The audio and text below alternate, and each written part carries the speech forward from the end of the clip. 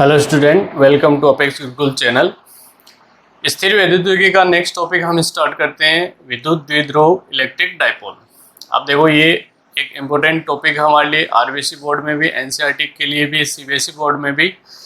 इसमें दो इम्पोर्टेंट हम डेरिवेशन लेते हैं और उन डेरिवेशन से हम एक अलग स्थिति में विद्युत क्षेत्र तीव्रता का मान ज्ञात करते हैं। तो देखो, विद्युत द्विध्रुव का मतलब क्या है। तो सिंपल एक पॉइंट हम लें कि अगर मैं यहाँ पे लिखता हूँ H2O, ओके, तो H2O का मतलब ये हमारे पास एक जल का रासायनिक सूत्र, और इसको अगर मैं अलग फॉर्म में लिखता हूँ तो O पे माइनस आवेश, हाइड्रोजन पे प्लस आवेश, और ये हाइड्रोजन पर प्लस आवेश, ये हुआ, ठीक है। और ये एक निश्चित कोण पर स्थित होते हैं। इसी तरह एक एग्जाम्पल और ले सकता हूँ मैं, NaCl, तो ये हमारे पास सोडियम प्लस और ये हमारे पास क्लोरीन माइनस। तो देखो ध्यान से, या फिर एक और ले लें जैसे HCl, तो हाइड्रोजन प्लस और क्लोरीन माइनस, ओके। तो सिंपल देखो यहाँ पे क्या दिखाई दे रहा है, एक हमारे पास माइनस आवेश है, एक प्लस आवेश है, एक माइनस है, एक प्लस, इसी तरह एक प्लस, एक माइनस, एक प्लस और एक माइनस, ओके। तो इसका मतलब क्या हुआ कि हमारे पास एक धनावेश और एक ऋणावेश का युग्म बना ये, एक धनावेश एक ऋणावेश का युग्म बना ये, इसी तरह एक धनावेश और एक ऋणावेश का युग्म बना ये, और एक युग्म इस तरह से बना। तो इसका मतलब देखो यहाँ पर कि हमारे पास दो आवेश हैं, दोनों का परिमाण समान है, +1 और -1, +1 और -1, और दोनों की जो प्रकृति है वो विपरीत है, दोनों एक निश्चित दूरी पर स्थित है, ठीक है ना। तो इसका मतलब एक तो हमारे पास प्लस आवेश हुआ, एक माइनस आवेश हुआ, और दोनों एक अल्प दूरी पर स्थित है। तो आवेशों का ये युग्म जो होता है, इस युग्म को हम नाम देते हैं विद्युत द्विध्रुव। विद्युत का मतलब विद्युत क्षेत्र से ले सकते हैं, द्विध्रुव का मतलब दो ध्रुव है, एक प्लस और एक माइनस। तो विद्युत द्विध्रुव का मतलब क्या हुआ, समान परिमाण विपरीत प्रकृति के आवेशों का युग्म एक अल्प दूरी पर विद्यमान है, तो ये युग्म क्या कहलाएगा, विद्युत द्विध्रुव। सिंपल एक परिभाषा हम दे सकते हैं, ठीक है ना। तो रासायनिक सूत्रों में H2 है, NaCl है, HCl है, ये एक विद्युत द्विध्रुव के उदाहरण हम ले सकते हैं, ठीक है। तो सिंपल अगर हम इसको परिभाषित करते हैं तो परिभाषा में हम क्या लिख सकते हैं, देखो,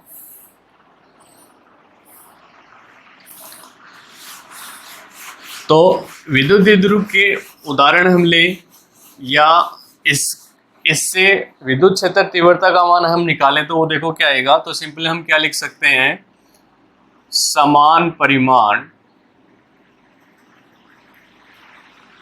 व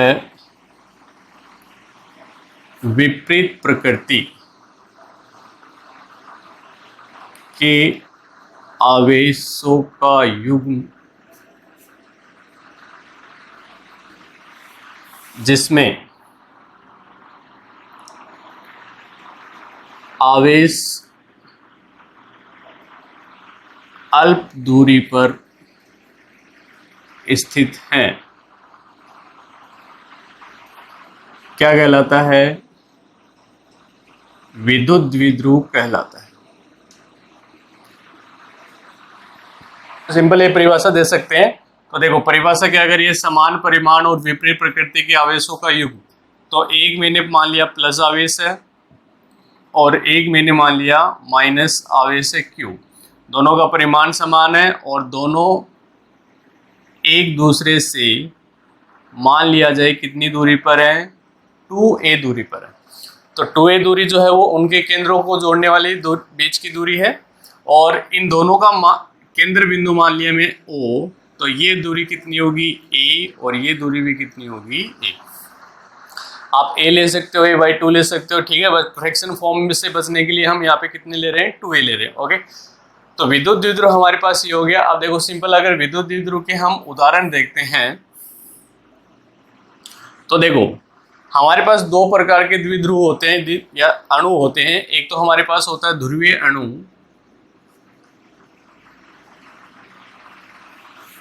और एक होता है हमारे पास अध्रुवीय अणु। देखो ध्रुवीय अणु कौन से होंगे, जिस अणुओं में धनात्मक व ऋणात्मक आवेशों के केंद्र एक दूसरे के संपाती नहीं हो। तो ध्रुवीय अणु वो होंगे जिनमें धनात्मक और ऋणात्मक आवेशों के केंद्र एक दूसरे के संपाती नहीं है। संपाती होने का मतलब एक दूसरे के ऊपर लाई नहीं करे, यानी कि दोनों का केंद्र एक नहीं है। तो उदाहरण के लिए हम ले सकते हैं, अभी हमने जैसे लिया था NaCl है, HCl है, H2 है। तो ये हमारे पास जो अणु होंगे वो कौन से अणु होंगे? ध्रुवीय अणु। कहने का मतलब इसमें प्लस और माइनस दोनों एक दूसरे से अल्प दूरी पर विस्थापित होंगे। अध्रुवीय अणु इसके जस्ट उल्टा हो जाएगा। अगर केंद्र एक दूसरे के संपाती हैं तो संपाती होंगी, तो यहां पे लिख सकते हैं आवेशों के केंद्र एक दूसरे के संपाती हैं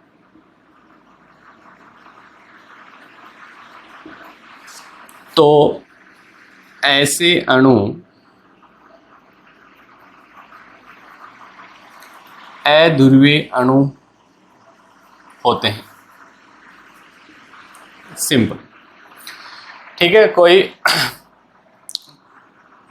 कठिनाई वाली बात नहीं है। उदाहरण के लिए हम ले सकते हैं N2H2O2। तो इनमें दोनों के जो केंद्र होंगे वो संपाती होंगे। इसको हम इस तरह से दर्शा सकते हैं, जहां प्लस है वहीं पे माइनस, यानी दोनों का केंद्र एक दूसरे के लिए संपाती है। ओके, तो ये हमारे पास हो गया अध्रुवीय अणु। अब देखो, किसी भी विद्युत द्विध्रुव की क्षमता को हम किससे ज्ञात कर सकते हैं? तो वो क्षमता हम किससे दर्शाते हैं? और वो क्षमता को हम दर्शाते हैं विद्युत द्विध्रुव आघूर्ण। तो देखो, इसी में एक छोटा सा पॉइंट आता है,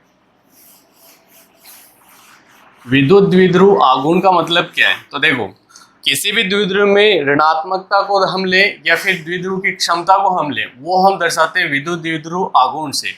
तो ये हमारे पास आता है विद्युत द्विध्रुव आघूर्ण। देखो, विद्युत द्विध्रुव आघूर्ण क्या दर्शाएगा? ये मेरे पास प्लस Q आवेश और ये मेरे पास माइनस Q आवेश। ओके, और दोनों एक दूसरे से 2a दूरी पर स्थित है। तो देखो, विद्युत द्विध्रुव आघूर्ण क्या कहता है? किसी भी एक आवेश का परिमाण और दोनों आवेशों के बीच की दूरी का गुणनफल क्या कहलाएगा? विद्युत द्विध्रुव आघूर्ण कहलाएगा। तो देखो, यहाँ पर किसी भी आवेश का परिमाण का मतलब ये देखो, यहाँ पे अगर प्लस है तो प्लस लेंगे, माइनस है तो माइनस लेंगे। तो सिंपल हम क्या दर्शा सकते हैं? विद्युत द्विध्रुव के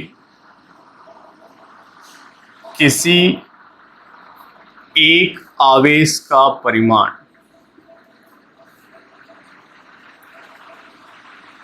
वह दोनों आवेशों के मध्य दूरी के गुणनफल को विद्युत द्विध्रुव आघूर्ण कहते हैं।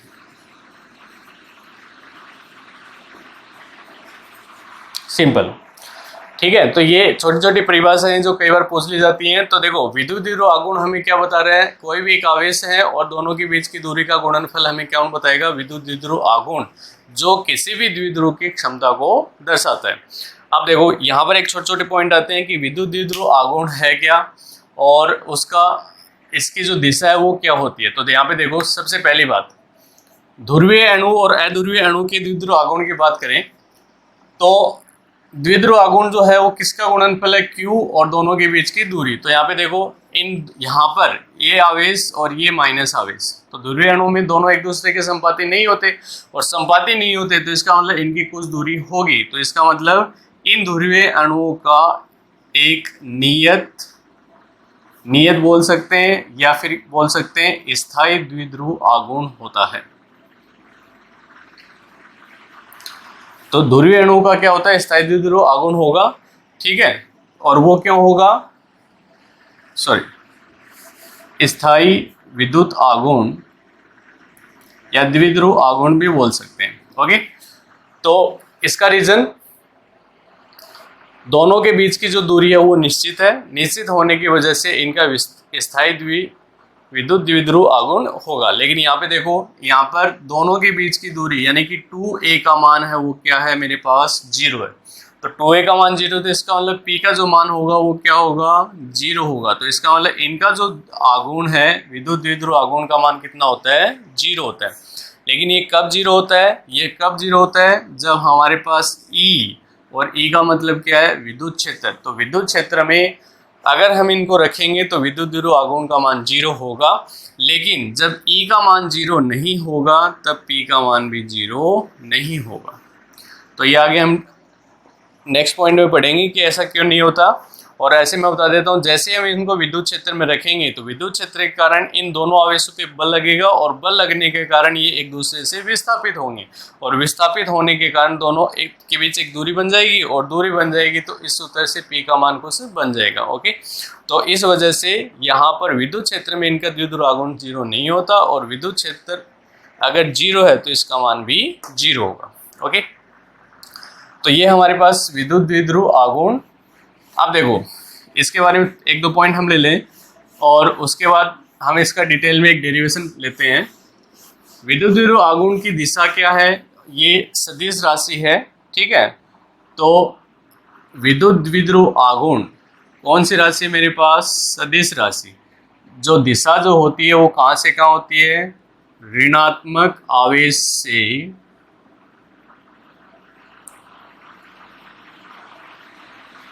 धनात्मक आवेश की ओर।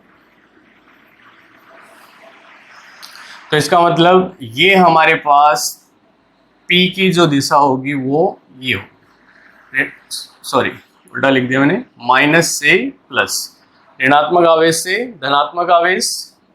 अगर इसका मात्रक लिया जाए तो मात्रक हम आराम से लिख सकते हैं Q को हम किससे दर्शाते हैं, कुलाम, और दूरी जो है वो क्या है, मीटर। तो कुलाम इंटू मीटर। एक ये जरूर ध्यान रखना भाई, कुलाम का C हम कैपिटल लेंगे, ठीक है, और ये स्मॉल m। अगर हम स्मॉल c और स्मॉल m लिखते हैं तो ये सेंटीमीटर दिखाई देगा, समझ आ रहा है ना।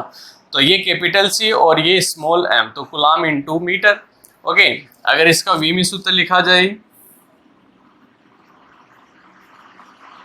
तो वीमी सूत्र, कुलाम को हम क्या लिखते हैं, A1 T1, और मीटर को हम L1। तो क्या बन जाएगा, ये सीधा सीधा L1 T1 और A1, ये सीधा सीधा इसका वीमी सूत्र आ जाएगा। ओके, एक देखो, एक होता है, अच्छा एक इसका CGS मात्रक भी होता है जिसको हम बोलते हैं डिवाई की,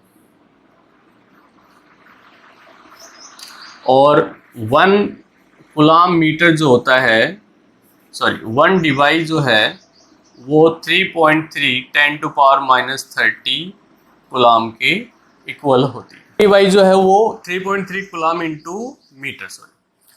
तो ये CGS, सॉरी SI, और ये हमारे पास CGS। एक देखो, एक होता है हमारे पास आदर्श द्विध्रुव,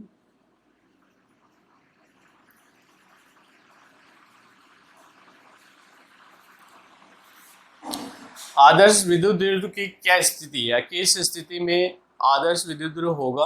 तो ये क्वेश्चन एक कॉन्सेप्चुअल क्वेश्चन पूछ लिया जाता है। तो देखो यहाँ पर अगर मैं ये कहूँ Q का जो मान है वो अनंत, और 2a का जो मान है वो लगभग 0 है, तो इसका क्या मतलब हुआ कि दोनों के बीच की दूरी बहुत ही पास में है, यानी कि दोनों एक दूसरे के बहुत नज़दीक है, और दोनों का परिमाण अगर बहुत ज़्यादा है तो ऐसा जो द्विध्रुव होगा, कौन सा द्विध्रुव होगा, वो आदर्श विद्युत द्विध्रुव होता है।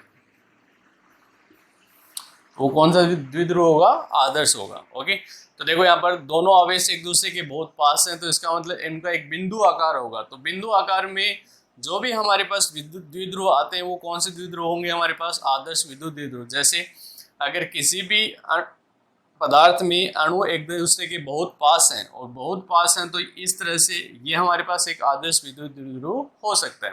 ओके, तो सिंपल हमारे पास द्विध्रुव क्या है, विद्युत द्विध्रुव आघूर्ण क्या है, उसकी दिशा क्या है, ये 1 मार्क्स के क्वेश्चन पूछ लिए जाते हैं। ठीक है, अब देखो बड़े मार्क्स में जो क्वेश्चन पूछे जाते हैं कि हमारे पास एक बिंदु आवेश की वजह से विद्युत क्षेत्र तीव्रता का सूत्र पढ़ा था हमने KQ/R², ये पढ़ा था। तो एक बिंदु आवेश के कारण विद्युत क्षेत्र तीव्रता है वो हमारे पास क्या है, E=KQ/R²। अब सिंपल आपसे यहाँ पे देखो ये एक निकाय है और इस निकाय में दो आवेश हैं, तो दोनों आवेशों के कारण विद्युत क्षेत्र तीव्रता का मान क्या होगा, उसकी दिशा क्या होगी, वो किन दूरियों पर किन राशियों पर निर्भर करेगी, वो हम ज्ञात करेंगे। तो ये इंपॉर्टेंट डेरिवेशन है, ये पूछ लिए जाते हैं। तो देखो यहाँ पर विद्युत द्विध्रुव कारण हम दो स्थितियों में विद्युत क्षेत्र तीव्रता का मान ज्ञात कर सकते हैं।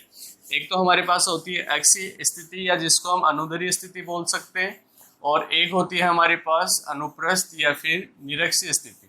तो दोनों स्थितियों में विद्युत क्षेत्र तीव्रता का मान हम ज्ञात करते हैं। तो देखो बहुत सिंपल सा डेरिवेशन है और कैलकुलेटिव थोड़ा ज़्यादा है, लेकिन कॉन्सेप्चुअली अगर हम देखें तो हमारे पास सिंपल एक वो हम अप्लाई करते हैं, एक कॉन्सेप्ट, एक पॉइंट, बिंदु आवेश के कारण विद्युत क्षेत्र तीव्रता क्या है उसका मान निकाल कर, और दो आवेश हैं तो दोनों को हम सिंपल जोड़ देंगे। ओके, तो देखो यहां पर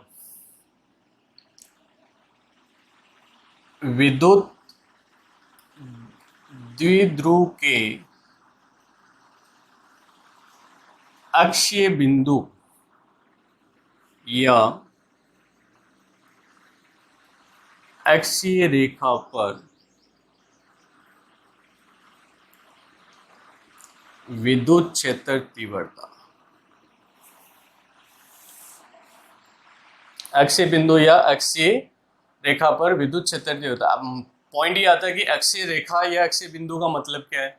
तो अक्षीय रेखा या अक्षीय बिंदु का मतलब देखो क्या है, मान ले कि ये हमारे पास है एक विद्युत द्विध्रुव,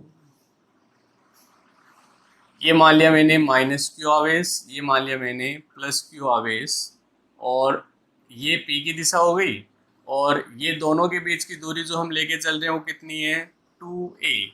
तो ये दूरी a होगी, ये दूरी a होगी, कब, जब ये सेंटर हमारे पास O है। तो देखो दोनों केंद्रों को मिलाने वाली रेखा, और कौन सी रेखा, x अक्ष के अनुदिश। तो इस रेखा को हम कौन सी रेखा बोलते हैं, अक्षीय रेखा। और इस रेखा पर कोई बिंदु स्थित है तो वो बिंदु कौन सा बिंदु होगा मेरे पास, अक्षीय बिंदु। तो x अक्ष के अनुदिश जो रेखा जाएगी वो अक्षीय रेखा या अनुदैर्ध्य रेखा, और y अक्ष के अनुदिश जाएगी वो हमारे पास कौन सी रेखा होगी, निरक्षीय रेखा। ओके, अब इस बिंदु P पर मुझे इस दोनों आवेशों के कारण या विद्युत द्विध्रुव के कारण विद्युत क्षेत्र तीव्रता का परिमाण ज्ञात करना है। तो सिंपल लॉजिक हमारे पास क्या है, दो आवेश है यानी अध्यारोपण सिद्धांत लग जाएगा, इसके कारण तीव्रता प्लस इसके कारण तीव्रता, दोनों को जोड़ दें तो हमारे पास कुल तीव्रता आ जाएगी, सिंपल लॉजिक। तो देखो सबसे पहले मैंने आपको क्या बताया था लास्ट वीडियो में कि हमारे पास विद्युत क्षेत्र तीव्रता की दिशा जरूरी है, वो दिशा की दर है, उसी से हम इसका मान निकाल सकते हैं। तो देखो जिस भी बिंदु पर मुझे विद्युत क्षेत्र तीव्रता मान ज्ञात करना है तो इसका मतलब वहां पे कौन सा आवेश रखा हुआ है, परीक्षण आवेश, जो हमेशा क्या होता है, धनात्मक होता है। तो इसका मतलब इस आवेश के कारण इस पे जो तीव्रता होगी वो किधर होगी, बाहर की ओर। बाहर का मतलब यहाँ पर ये परीक्षण आवेश को प्रतिकर्षित करेगा, तो +Q आवेश के कारण तीव्रता की दिशा जो होगी वो ये होगी। सिंपल, समझ में आया, ठीक है। तो दिशा बहुत इंपॉर्टेंट है हमारे लिए। नेक्स्ट देखो, -Q के कारण इस पे तीव्रता निकाले तो -Q आवेश परीक्षण आवेश को आकर्षित करेगा, तो E -Q आवेश के कारण तीव्रता की दिशा जो होगी वो माइनस अक्ष की ओर होगी। ओके, तो बिंदु आवेश का सूत्र जो हमने पढ़ा था वो क्या पढ़ा था, KQ/R²। Q स्रोत आवेश और परीक्षण आवेश और स्रोत आवेश के बीच की दूरी R। तो इसका मतलब इन दोनों के बीच की दूरी हमें पता होनी चाहिए। तो देखो यहाँ पर मान लेते हैं कि बिंदु P जो है वो यहां से कितनी दूरी पर है, मान लेते हैं कितनी दूरी पर, ये R दूरी पर है, O से R दूरी पर है। तो इसका मतलब यहां से यहां तक की दूरी क्या हो जाएगी भाई, ये हमारे पास A है, ये टोटल R है, तो ये हमें क्या मिल जाएगा, यहां से यहां तक की दूरी R - A दूरी हमें चाहिए। और इसी तरह इस आवेश से यहाँ तक की जो दूरी होगी वो क्या होगी, तो देखो यहाँ से यहाँ तक A है और यहाँ से यहाँ तक R है, तो यहाँ से यहाँ तक की जो टोटल दूरी होगी वो क्या मिलेगी मुझे, R + A। बस डायग्राम समझ लो, डेरिवेशन अपने आप हो जाएगा। तो सीधा सीधा इसका मान निकालें, इसका मान निकालें, दोनों का मान रख के जुड़ रहा है तो जोड़ दें, माइनस हो रहा है तो माइनस कर दें और सॉल्यूशन हमारे पास आ जाएगा, सिंपल। ठीक है, तो देखो क्या P बिंदु पर प्लस Q आवेश के कारण तीव्रता, तो देखो मैंने लिखा E प्लस, अब ध्यान से देखो ये मैंने सदिश रूप में लिखा तो इसका मतलब मुझे इसकी दिशा भी लिखनी पड़ेगी। क्या सूत्र होता है, K इंटू आवेश और दोनों बीच की दूरी है, और दोनों के बीच की दूरी कितनी है, R माइनस ए का स्क्वायर। अब देखो दिशा हम एकांक सदिश से लेते हैं, तो x अक्ष में एकांक सदिश को हम किससे दर्शाते हैं भाई, I कैप से, तो ये हमें मिल जाएगा इक्वेशन नंबर।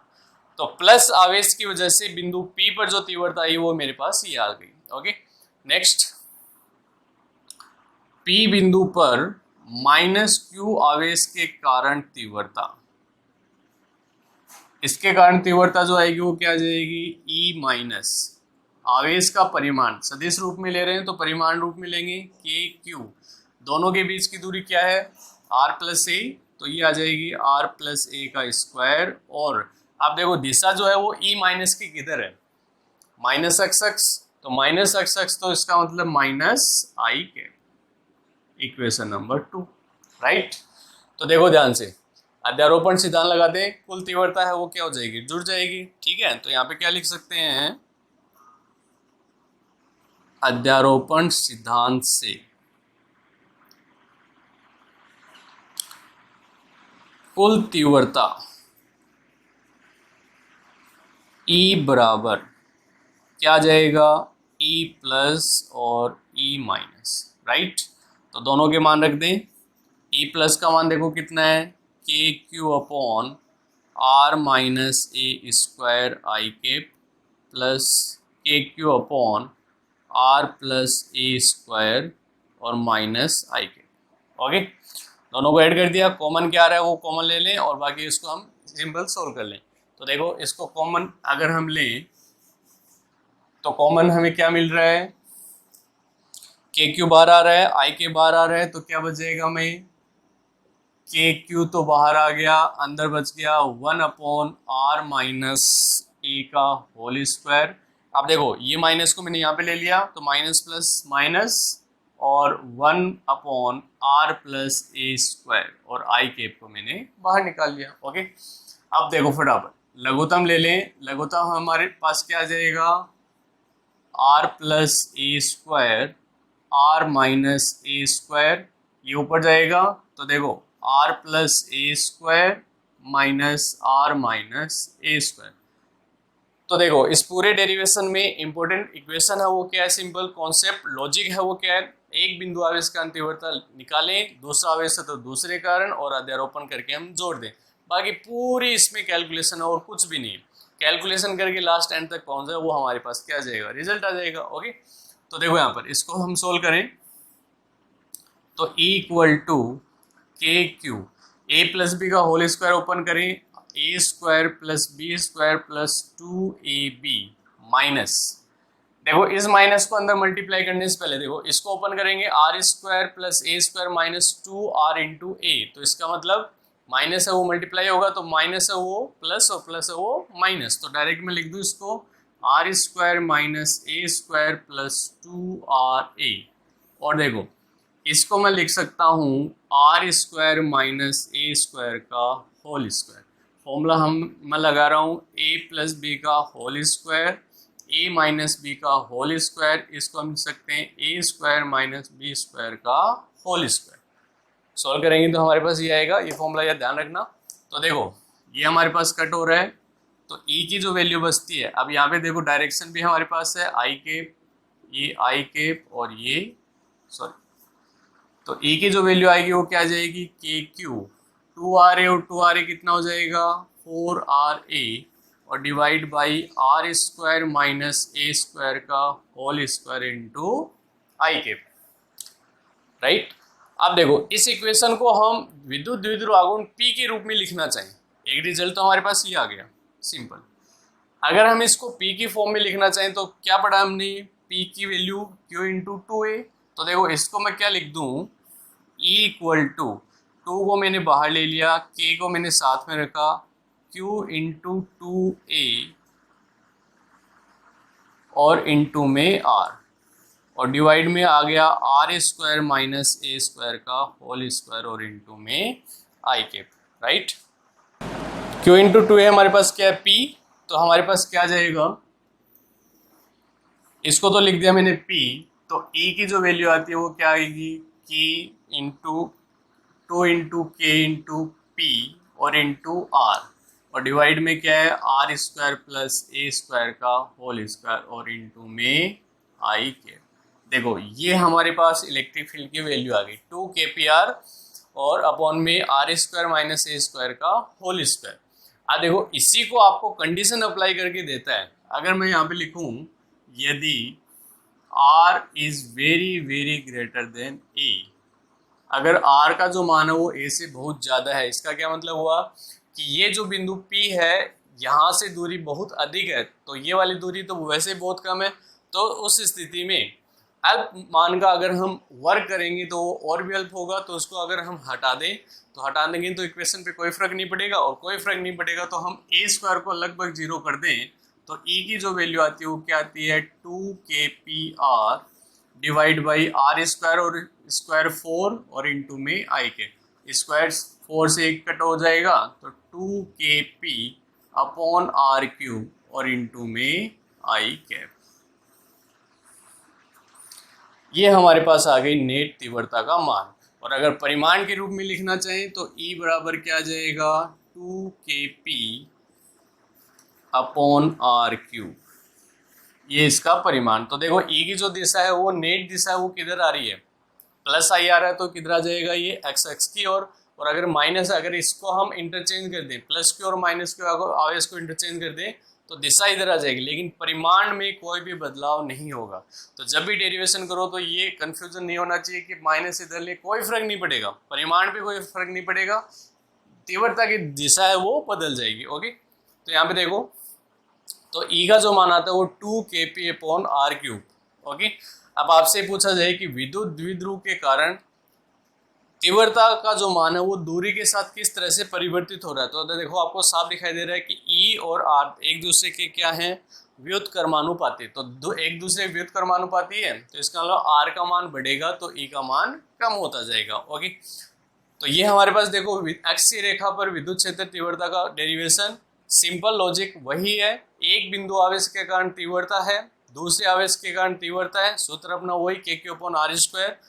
तो ये अप्लाई किया, दोनों को हम सिंपल ऐड कर दो, और ऐड करने के बाद सीधी सीधी कैलकुलेशन करते जाओ, P की फॉर्म में लाने के लिए Q इंटू 2 के फॉर्म में लेके आएंगे, और ये हमारे पास रिजल्ट आ जाएगा 2kp अपॉन आर क्यूब, कहीं कोई दिक्कत नहीं है। ओके, अगर देखो ग्राफिकली अगर हम इसको रिप्रेजेंट करें, या फिर आपसे ये पूछा जाए कि विद्युत द्विध्रुव और एक बिंदु आवेश के कारण दूरी के साथ तीव्रता में किस तरह से परिवर्तन होगा, तो किस तरह से परिवर्तन होगा, तो उसमें देख सकते हैं, देखो ये हमारे पास R और ये E, तो सीधा सीधा दोनों व्युत्क्रमानुपाती है तो ये आ जाएगा, लेकिन बिंदु आवेश की बात की जाए तो बिंदु आवेश के कारण E जो है वो आर स्क्वायर के व्युत्क्रमानुपाती होता है, सूत्र हमने पढ़ा है KQ अपॉन आर स्क्वायर। और विद्युत द्विध्रुव के अगर हम बात करें तो विद्युत द्विध्रुव के तीव्रता देखो 1 अपॉन आर क्यूब, तो इसका मतलब इसके कारण तीव्रता का मान तेजी से घटेगा, किसके बजाय, बिंदु आवेश के बजाय। ठीक है, तो अगर हम दोनों का ग्राफ देखें तो दोनों का ग्राफ क्या आएगा, ये तो R हुआ, ये E हुआ, तो ये हमारे पास स्लोप जो बनेगा यानी ढाल जो बनेगी वो कम बनेगी, किसके लिए, इसके लिए, और तेजी से जो कम होगा, तेजी से जो कम होगा वो कौन होगा, विद्युत द्विध्रुव के कारण तीव्रता का मान। तो ये तो हमारे पास आ जाएगा E व्युत्क्रमानुपाती 1 अपॉन आर क्यूब, और ये हमारे पास आ जाएगा E व्युत्क्रमानुपाती 1 अपॉन आर स्क्वायर। तो कहने का मतलब कि दोनों के कारण तीव्रता का मान समान रूप से दूरी के साथ नहीं बदलेगा, वो अलग अलग रूप से बदलेगा। द्विध्रुव के कारण तेजी से बदलेगा, किसकी बजाय, बिंदु आवेश की बजाय। ओके, तो ये हमारे पास विद्युत क्षेत्र तीव्रता का एक डेरिवेशन। नेक्स्ट लेक्चर में हम निरक्षीय रेखा पर विद्युत क्षेत्र तीव्रता का मान ज्ञात करेंगे और दोनों की तुलना करेंगे कि अगर बिंदु को हम अक्षीय रेखा पर रखें तो तीव्रता को कितनी होगी किसकी तुलना में, निरक्षीय रेखा की तुलना में। Okay, thank you.